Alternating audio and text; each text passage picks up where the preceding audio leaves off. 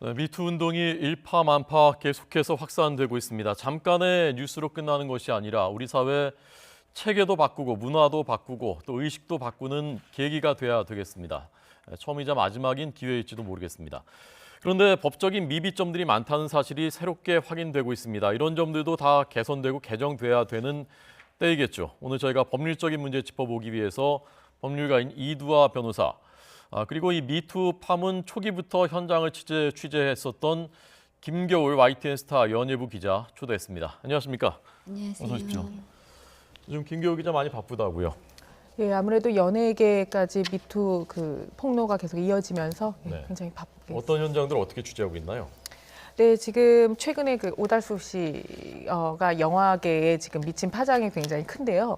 오달수 씨가 현재 지금 드라마를 하차하고 그리고 지금 오달수 씨 출연 개봉 영화들이 연이어 지금 어떤 방안을 찾을까 대책을 강구하고 있는 상황입니다. 예. 그것도 다 다른 건 취재 안 하시고? 아, 예. 조민기 씨부터 오달수 씨 그리고 지금 사실 무근이라고 지금 입장을 표명한 곽도원 씨라든지 지금 연예계 전반에 스타들이 나올 때마다 또 그 소속사와 그리고 그 배우들이 출연한 어떤 그런 드라마나 작품들 관계자들 계속 지금 취재해 나가고 있습니다. 전체적으로 지금 연예계 분위기는 어떻습니까? 사실 연예계의 상황은 좋지 않는 건 맞습니다. 그 작품들이 사실 배우 개인의 작품이 아니라 제작사라든지 많은 사람들이 함께 출연하는 작품이기 때문에 아무래도 거기에 좀 빚어지는 타격이 클 것으로 보입니다. 네. 그 지금 김 기자가 보기에 지금 꽤 한 달 가까이 취재했지 않습니까? 그렇죠. 이것이 이제 나올 것은 대략 나온 것 같습니까? 아니면 빙산의 일각밖에 지금 안 나온 것 같습니까? 사실 제가 예단하기는 좀 조심스러운 부분이 있지만 그렇죠. 예. 사실 아직은 좀 나온 부분들에 있어서 좀 더 많은 분들이 나올 수도 있지 않을까 조심스럽게 좀 예견해 봅니다. 분위기로 봤을 때 이것이 한두 명의 아주 극히 돌출적인 것들이 아니라 좀 더 만연돼 있었을 가능성이 있는 것 같다라는 느낌인 거군요. 네, 사실 저희 쪽으로도 지금 미투 관련 피해를 당했다라고 직접 연락 오시는 분도 있고 사실 제보는 지금 끊임없이 이어지고 있는 상황인데요. 아무래도 좀 이렇게 자신의 피해 상황에 대해서 알리려는 노력이 적극적으로 되면 될수록 많은 피해자분들이 이야기를 할 것 같습니다. 네. 자, 우선 그 제보가 들어오면요. 네. 그럼 어떻게 취재하는 과정을 거치게 되나요? 아무래도 무고한 분을 사실 이런 범법자로 할 수 있기 때문에 먼저 피해자분에 대해서 그때 상황 정황이라든지 그리고 신분에 대해서 좀 먼저 확실하게 저희가 짚고 넘어가려고 합니다. 예. 그래서 이제 들어보고요. 네. 그 피해를 당했다고 하는 분의 일단 말을 들어보고 네. 그리고 그다음에 이제 그 가해자로 지목된 분 쪽하고 또 접촉을 하나요? 네, 직접 연락을 하고요. 네. 실제로 조민기 씨 경우도 직접 통화를 했었고요. 그리고 또 최근에 선우재덕 씨 같이 이렇게 피해 사실, 그러니까 가해 사실이 없다라고 하신 분도 직접 연락 통화를 해서 직접 들어보기도 합니다. 네. 네, 하지만 직접 들어보고 사실은 그 가해자라고 지목된 분들이 입장을 표명하는 가운데서 사실 이 일이 진짜로 있었는지 없었는지 또 이분들의 생각하는 성의식이 좀 차이가 있을 수 있기 때문에 그런 부분에 대해서 보도를 하는 데 있어서 좀 조심스럽게 다루려고 하고 있습니다. 네. 그러니까 예컨대 가해자로 지목된 조민기 씨 처음에는 이제 부인했었지 않습니까? 예, 그렇습니다. 처음에 통화해 보니까 뭐라고 하던가요? 사실 처음에는 통화를 했을 때 좀 억울하다는 입장이 강했었는데요. 근데 아무래도 그때 당시에 또 좀 술이 취하진 음주 상태였고 하다 보니까 제대로 된 답변을 얻기가 어려울 것 같아서 다시 연락을 하겠다고 했습니다. 네. 자, 잠시 뒤에 또 여쭤보겠고요. 지금 언급하신 성의식, 이른바 가해자들의 네. 성의식, 그 부분도 중요한 부분일 것 같은데 그것도 다시 여쭤보겠습니다. 네. 자, 이두아 변호사님은 지금 자, 우선 변호사님 어떤 관점으로 지금 이런 현상들, 상황들 보고 계십니까? 지금 말씀하신 것처럼 이 부분에 있어서 저희는 아무래도 법률적인 관점으로 들여다보니까요. 실제로 실효성이 있으려면 그 가해자들이 처벌을 받거나 아니면 어떤 사회적인 불이익이 있어야겠죠. 공소시효가 지났다 하더라도. 그리고 피해자들이 이런 얘기를 계속 지금 하고 있는데 미투라고 하는데 거기에 있어서 with you라는 것도 있죠. 그러니까 사람들이 다른 사람들이 이 부분에 대해서 지원을 해줘야지 실제 이게 사회적 구조적인 문제인데 이 부분이 네, 네. 해결이 될 수 있지 않나. 그래서 예. 어떤 식으로 하면 이게 근절이 될 수 있나. 이게 법률적으로뿐만 아니라 제도적으로도 뒷받침돼야 되는 부분이니까요. 그런 부분에 관심을 가지고 있습니다. 예, 변호사님 보시기에 지금 이와 관련된 그 현재 법규들 중에서 제일 나쁜 것은 어떤 것입니까? 아마 피해자들 중에 제일 어려움을 느끼는 게 명예훼손이나 무고로 처벌이 될 수 있을까 봐 걱정을 많이 하고 있는 것 같습니다.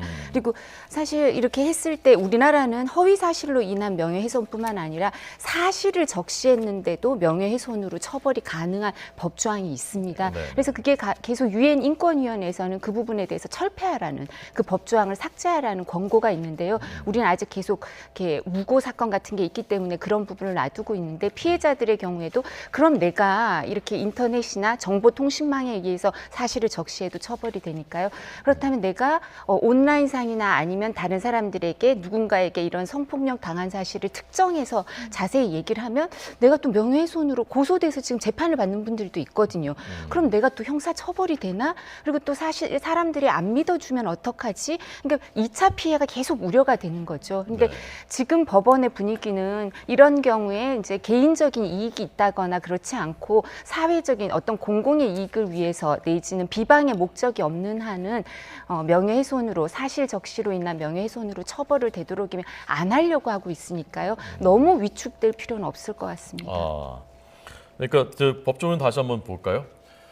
그러니까 명예훼손, 사실 적시에 의한 명예훼손 규정이 지금 법에 있기는 한데 공연히 사실을 적시하거나 정보통신망을 통해서 사람의 명예를 훼손한 자는 징역 또는 금고 벌금에 처하도록 규정이 돼 있는데 그러나 공공의 이익에 관한 것일 경우에는 이것이 이제 위법성 조각이 되는 거고 그런데 실제로 이렇지만은 이렇게는 잘 지금 처벌을 안 한다는 말씀이신 거죠, 법원이. 왜냐하면 지금 유엔에서 2015년부터 한국에 계속 폐지하라고 권고를 했다는 거와 같이 다른 나라는 이 법조항이 남아있는 나라가 거의 없거든요. 네, 네. 그리고 또 뿐만 아니라 공공의 이익이라고 했을 때 그러면 이제 알려진 사람들에 대해서 지금 이런 사실을 알려주면서 다른 피해자를 줄이기 위해서 알려주는 걸 수도 있잖아요. 그죠? 그리고 뿐만 아니라 문화예술계 이게 권력이랑 그 결합돼서 권력형 성범죄인 경우도 많거든요. 그러니까 사회적인 제도적인 개선을 위해서 자신의 개인적인 이익을 위해서가 아니라 네. 그런 사회적인 그런 제도적 개선을 위해서 공공의 목적을 가지고 하는 경우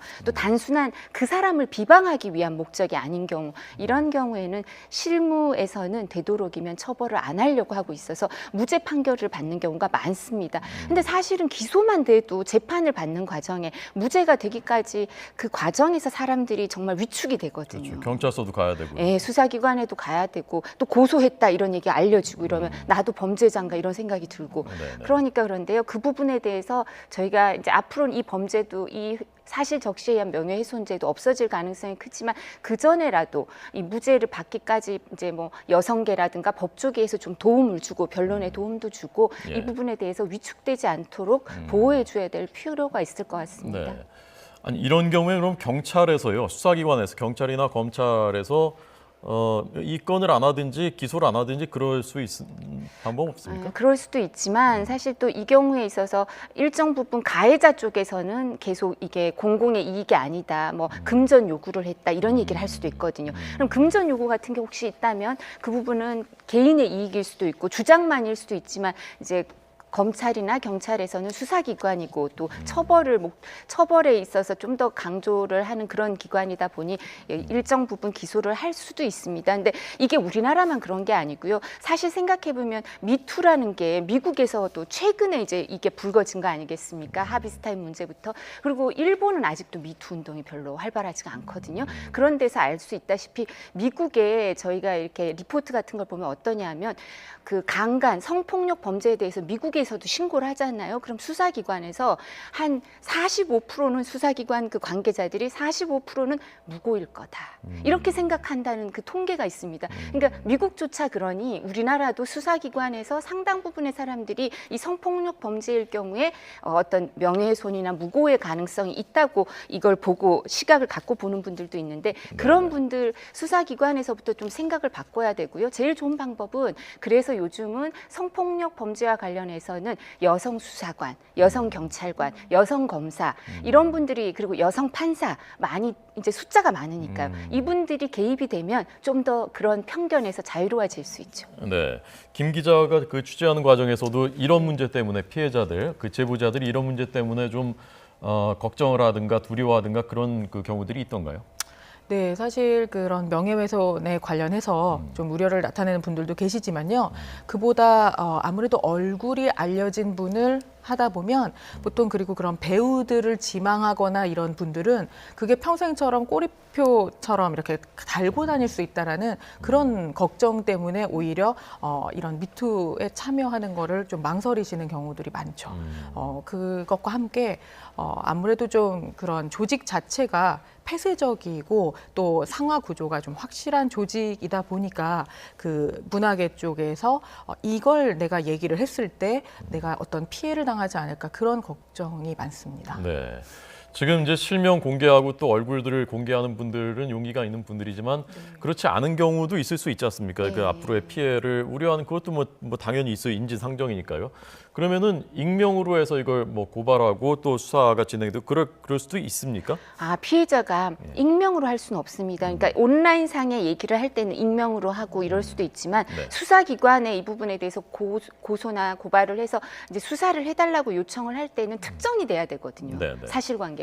그렇다면 피해자의 신원이 밝혀질 수밖에 없고요. 근데 지금 뭐 저희가 밑에 나가는 자막처럼 그리고 좀 전에 기자님 말씀하신 것처럼 권력이 더 문제다라고 하는데요. 그래서 제가 아까 말씀드린 것처럼 여성계나 법조계, 시민단체, 뭐 문화체육관광부, 여성가족부 이런 데서 다 이 어떤 그 적폐청산기구, 성폭력도 적폐죠, 사실은. 가장 큰 적폐죠. 적폐청산기구 같은 걸 만들어서 종합적으로 대책 마련을 해줘서 그 피해자들을 보호해줘야 되고요. 신고하는 시점부터 보호 프로그램이 작동이 될 수 있게 그 사람들이 든든한 지원군이 있다고 느끼게 해줘야 되고 고요. 권력을 계속 그 가해자들이 권력을 유지하면 할 수가 없거든요. 피해자들이 신고를. 그러니까 가해자의 경우에 진짜 그 신고가 있고 실제 문제가 있다고 밝혀지면 정부에서 지금 예산 지원을 많이 하죠. 문화예술계 쪽은. 거기서 지원을 배제한다든가 그 권력을 내려놓게 제도적으로도 그 부분을 실효성 있게 만들어줘야 되죠. 네. 그러니까 고소고발은 뭐 실명으로 하더라도 피의 사실을 원래 공표할 수 없게 돼 있지 않습니까? 그러니까 그 실명을 공개를 안 하고 그런 상태에서 수사를 하고 예컨대 그 취재도 제보가 들어오면 실명 공개가 안 되더라도 취재하고 그럴 수는 있는 거죠? 예. 그 부분은 문제가 없고요. 네. 그리고 지금 말씀드린 것처럼 그렇게 하더라도 이제 수사기관에 이제 특정을 하면서 피해자 이름이 알려지면 가해자 쪽에서는 피해자가 누군지는 알게 되는 거죠. 자기가 조사를 받으면서. 네, 네. 그러면서 압력을 가할 수 있을까 봐 제가 보호 프로그램이 필요하다고 말씀드리는 거고요. 네. 그래도 또 피해자는 2차 피해, 다른 사람들이 어떤 그 경원시하거나 이런 눈초리가 또 들어올 수도 있거든요. 그렇기 때문에 이제 보도를 할 때는 피해자를 또 보호하는 방향으로 보도를 해주시면 좋겠죠. 예. 김 기자 보시기에는 지금 그 말씀하신 그 그러니까 피해자들 입장에서 이걸 내가 폭로하고 제보하면 이후에 내 앞길이 막히는 것 아닌가라는 것의 저변에는 이제 그 업계에 있는 사람들이 저 사람한테 알게 모르게 낙인을 찍는 저 사람이 그런 뭐 제보를 했었다더라 뭐 이런 그런 부분은 이제 우려하는 건데 실제로 그 업계에 그런 분위기가 좀 있는 것 같습니까? 아무래도 그 성관계라는 게 꼭 남녀 사이가 아니라 권력과 사실은 권력 관계에 의해서 비롯되는 경우가 있는데 사실 문화계 쪽에는 뭐 앵커님도 아시다시피 누가 저 연예인 되고 싶어요라고 한다고 해서 저희가 뭐 공무원 시험처럼 시험을 보고 들어가는 것도 아니고 사실 어찌 보면 지금 그 미투에서 그 가해자들로 지목된 분들이 대부분 단원의 대표라든지 아니면 어떤 뭐 연극영화과의 교수라든지 얼굴이 굉장히 알려진 유명한 제작자, 배우 이런 분들이 많으시잖아요. 아무래도 그런 부분들이 그분들의 앞길을 막는다기보다도 이분들이 워낙 권력관계를 형성하고 있는 층이다 보니까 이분들의 지인이나 이분들의 파급력이 상상할 거라고 예측을 하는 거죠. 근데 전 개인적으로 이 기자를 생활하면서 이번에 미투가 나오는 걸 보면서 이런 분위기를 좀 바꿀 수 있는 좀 환경이 조성될 수 있겠다라는 좀 기대감을 갖게 됐습니다. 어떤 면에서요? 그동안에는 이제 그분들의 어떤 권력 관계 때문에 이런 부분들이 있어도 쉬쉬하고 있었던 어떤 그런 문화는 맞았던 것 같은데요. 하지만 이분들이 드러나면서 이분들의 민낯이 드러나면서 실제적으로 연희당 거립회 같은 경우는 해체를 하기도 했고요. 이런 어떤 사회 안에 그 조직이 좀 이렇게 여러 가지로 변화를 갖게 되는 것 그 자체가 그동안의 좀 폐쇄적이었던 구조를 좀 더 개방적으로 바꿀 수 있는 하나의 계기가 되지 않을까 생각하는 겁니다. 네. 그 아까 말씀하신 이게 어떤 뭐 공채 시험이나 이런 게 있는 네. 것이 아니니까 그런 채용하고 등용하는 그 시스템의 그 투명성, 객관성 이런 것을 확보하는 것도 중요한 그 하나의 그 장치가 되지 않을까 그런 면에서 어떤 가능성은 없습니까?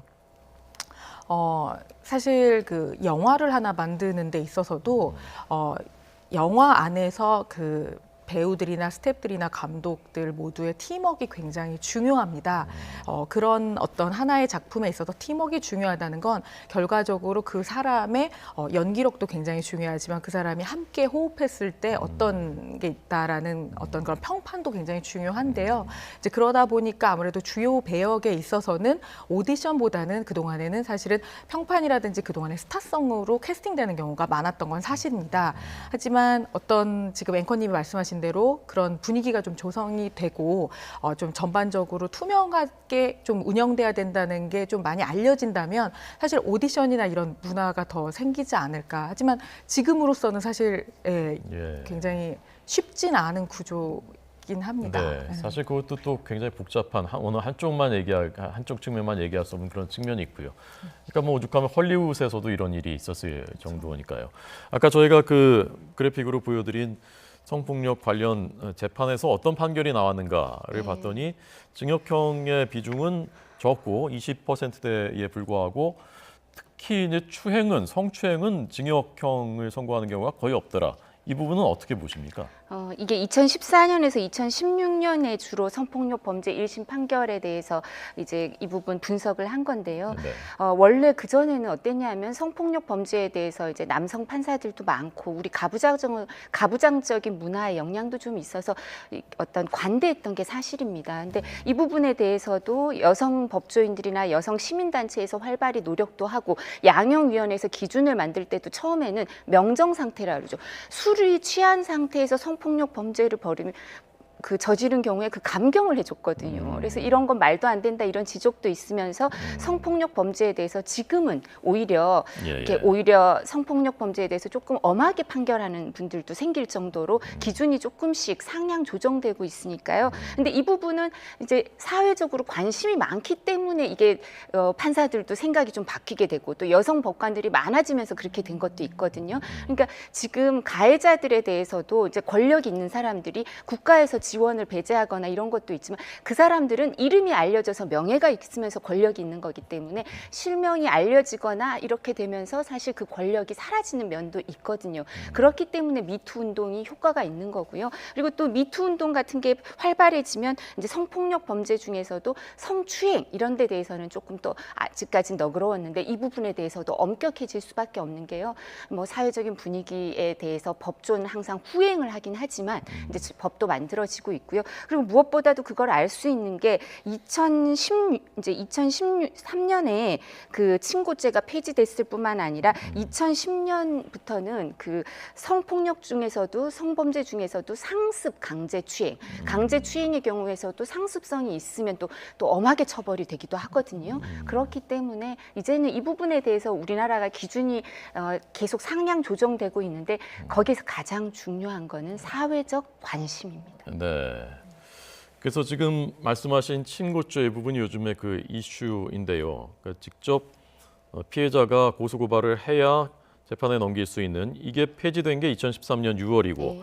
그런데 지금 말씀하신 것은 그 전의 일이라 하더라도 상습적으로 추행했을 때는 처벌할 수 있다는 말씀이신 거죠? 2010년부터 2013년 사이에 벌어진 일입니다. 아, 그때 2010년부터군요. 그때 상습 강제 추행 부분이 생겨서요. 그게 그리고 또 만들어진 게. 무엇보다도 이제 공소시효가 지나면 또 어려운 부분도 있는데요. 네. 그리고 제가 말씀드린 것처럼 이런 게 계속 기준이 상향 조정되고 합리적으로 되는 건 그전에는 합의를 해서 돈을 공탁하거나 그렇게 해서 범죄의 형을 낮추거나 그런 경우도 많았거든요. 아니면 가족들, 어린 뭐 여성의 경우에는 가족들한테 합의금을 주고 사실 어린 여성인데 이게 알려져서 뭐가 좋겠냐. 딸의 앞날을 위해서도 이렇게 설득도 하고 물질적으로도 보상해주고 그런 게 법원에서 양형에도 이렇게 그게 배려가 됐거든요. 그러니까 사실 돈을 주면 그 성범죄를 저질러도 좀 적게 처벌을 받을 수 있거나 처벌이 면제됐다는 게 좀 정말 부끄러운 일이죠. 근데 네, 네. 법률에서는 또 뭐 그렇게 할 수밖에 없는 여러 가지 이유가 있었지만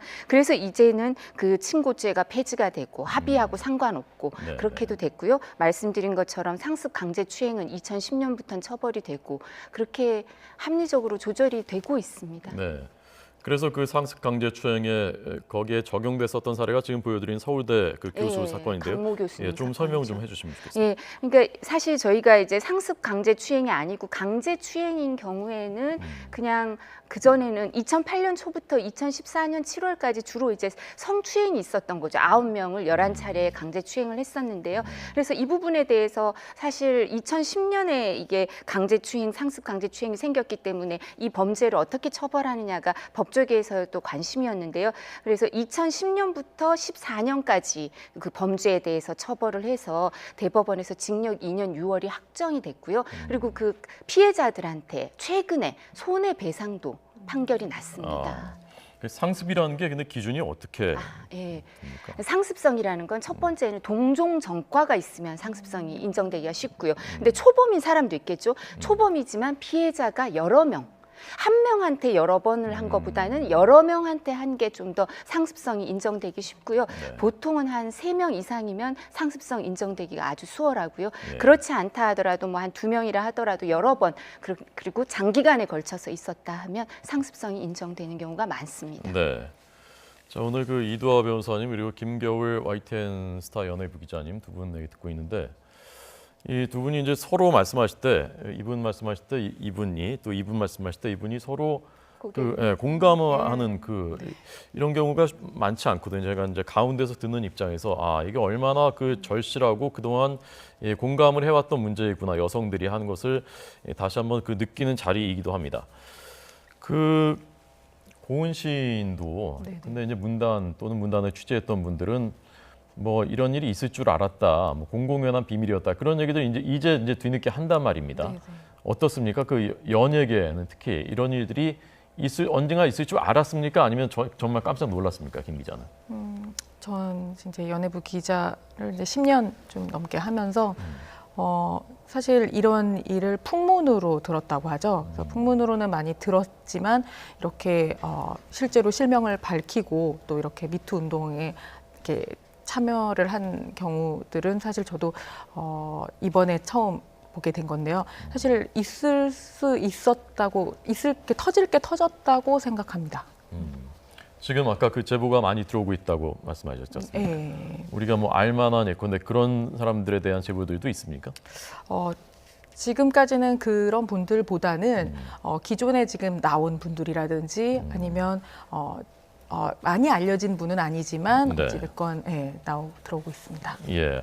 아까 그 성의식 말씀하셨지 않습니까? 이게 네. 사실 의식부터 바뀌어야지 근본적으로 개혁이 되는 건데 뭐 이 정도는 괜찮지 않냐 이건 뭐 다들 하니까 뭐 이제 그런 식의 생각들을 하고 있었다는 게 이제 뒤늦게 밝혀지는 거지 않습니까? 어떻게 느낍니까? 그 잘못된 성의식 부분에 대해서 어떻게 취재하고 있습니까? 사실 그 성의식에 대해서 저희가 가장 조심스럽게 다루는 부분이 바로 가해자로 지목된 어떤 배우들의 입장 발표라든지 이제 이런 걸 볼 때 저희가 조심스럽게 다뤄지는데요. 네. 지금 가해자로 지목된 분들이 입장을 발표할 때 뭐 실제로 그때는 연애의 감정이었다든지 그리고 뭐 격려하려고 뭐 조민기 씨가 입장 발표한 거는 격려하려고 뭐 안아줬던 거라든지 이런 부분들이 사실은 굉장히 잘못된 성의식, 그러니까 어찌 보면 피해자에게는 굉장히 상처가 될 수 있는 말이거든요. 그래서 이 부분을 보도할 때 특히 조심스럽게 다루고 있습니다. 근데 저는 꼭 말씀드리고 싶은 게 지금 여성신문 보도 같은 걸 보면 페미니즘에 대해서 이제 초등학교 때부터 교육을 시키자는 청원이 뭐 20만 명이 넘어섰다는 보도를 봤었는데 아마 지금은 숫자가 넘었을 거예요, 청원이. 근데 그게 여성의 경우에도 뭐 보바르가 옛날에 여성으로 태어나는 게 아니라 여성으로 키워진다 이런 얘기를 했다시피 남성도 페미니즘에 대해서 제대로 교육을 못 받고 자란, 그러니까 그냥 그게 군대나 사회에서 성 기준에 대해서 그냥 그 저절로 세뇌되는 내지는 습득되는 관행으로 지금 그렇게 교육이 되고 있거든요. 그러니까 이윤택 연출가가 관행이라는 표현을 쓰지 않습니까? 정말 저희 그 법조인들이 보고 깜짝 놀랐는데 또 자백하는 건가 막 이러고 그랬었는데, 그런 것처럼 그거를 근절하려면 젊은 세대, 이제 어린 세대부터라도 페미니즘에 대해서 여성, 남성 모두 양성에 대해서 교육을 시켜야 되고요. 지금 성희롱 예방 교육을 직장에서 다 많이 하거든요. med인 이상 이렇게 되면. 네. 그런 부분의 교육도 좀 필요하지 않을까 싶습니다. 예. 사실 이제 점점 그 여성들 사회 진출이 늘어나고 점점 그 여성들의 권익도 향상이 되고 직장에서도 여성들의 비율이 늘어나니까 이게 사실 꼭 여성들만의 문제가 아니라 머지않은 장래에는 남성들도 피해자가 될 수 있는 것이거든요. 그런 부분에 대한 그 양성이 평등하다는, 그리고 성이라는 것이 자기결정권이 존중돼야 된다는 그런 점들을 좀 더 교육을 해야 되겠다. 학교에서 해야 되죠. 학교에서. 예, 학교에서 그 부분에서 양성 평등에 관해서는 예산이 많거든요. 네. 양성 평등 기금도 있고 뭐 여러 가지 예산이 있기 때문에 앵커 말씀하신 것처럼 아주 이른 나이에부터 유치원이나 초등학교 때부터 그 부분 교육을 좀 해야죠. 양성 평등에 대해서. 네. 제가 이두화 변호사님한테 여쭤보고 싶은 것이 있는데요. 그 국회의원 하셨지 않습니까? 지금 국회 정당 이쪽은 건강한가, 괜찮은가, 뭐 그런 의문을 갖고 있는 분들이 있거든요. 이 현장에 계셨으니까 한번 여쭤보고 싶었습니다.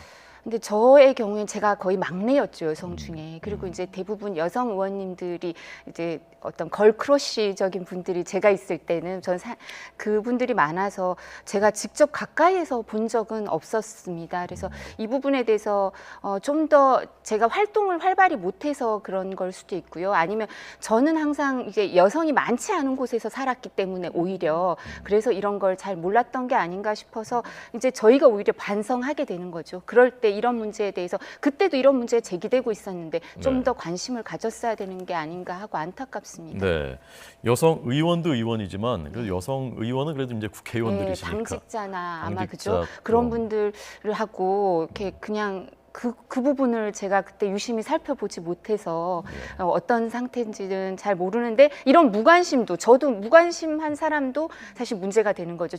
저희가 지금 이게 왜 이렇게 문제가 커졌냐 보면 침묵의 카르텔이라는 표현을 많이 쓰죠.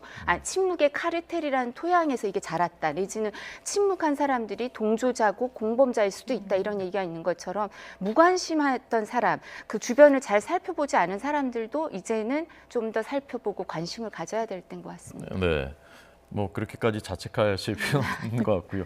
지금까지 그런 얘기들을 뭐 공공연히 들을 정도가 아니셨으면 뭐 국회나 정당에서 그런 것들이 뭐 만연하거나 그런 건 아니었다는 뭐 그런 의미로도 해석할 수가 있어서 조금 그나마 다행이라고 생각이 들었습니다. 자, 지금 말씀하신 침묵의 카르텔 말씀하셨는데 취재하실 때 그 소속사라든가 아니면 그 지인들, 가까운 사람들 취재하게 되지 않습니까? 네. 그쪽의 분위기나 반응은 어떻던가요? 사실 분위기가 좀 나뉘긴 하는데요. 아직도 문제 의식을 갖지 않고 이런 문제가 자꾸 터지면 무서워서 어떻게 그 남녀가 함께 일을 하느냐라고 반응을 보이시는 분들도 아직도 계시고요. 하지만 대부분의 분들은 오히려 이런 걸로 인해서 좀 그동안의 폐쇄적이고 수직적인 분위기 안에서 이런 특히 성적인 문제가 좀 말끔하게 좀 해결됐으면 좋겠다라고 해서 다들 이렇게 긍정적인 호응을 보내는 입장입니다. 네. 이게 구조적으로 사실 조금 걱정이 되는 것은요. 이제 앞으로는 이런 일이 없어야 될 텐데 특히 이제 문화예술계, 뭐 연예계 이런 쪽에서 이게 정말 완전히 근절이 될 수 있을까? 그런 부분이 좀 걱정이 되기도 하고 또 기대가 되기도 하는데 취재하는 입장에서 어떻습니까? 그래도 전 많이 개선될 거라고 보여집니다. 아까 그 변호사님도 말씀하셨지만 사실 문화계 쪽에는 사실 유명세가 굉장히 중요합니다. 근데 그 유명한 어떤 그런 이미지, 특히 그런 이미지에 타격을 받는다는 건 굉장히 배우라든지 제작자로서 큰 타격이 될 수 있기 때문에 아무래도 이번 일을 보고 앞으로는 이런 일이 좀 많이 사라지지 않을까 생각합니다.